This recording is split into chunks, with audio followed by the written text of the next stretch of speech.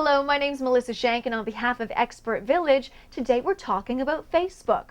Now, in this segment, let's talk about networks, how to join them, what are they? Let's take a look.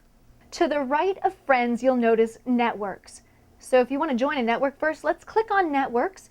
You'll notice this is all of the information about different networks that you've joined. If you click on the little arrow to the right of that, let's first search various networks or browse them.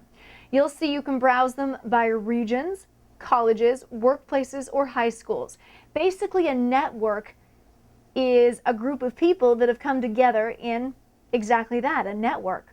So if you want to join a network, you can also click on Join a Network. I've subscribed to one network in London, Ontario. You can also join a college network, for instance, or a work network. So you'll want to take a few moments to have a look at all of the different networks you can join, because there's certainly a lot of them.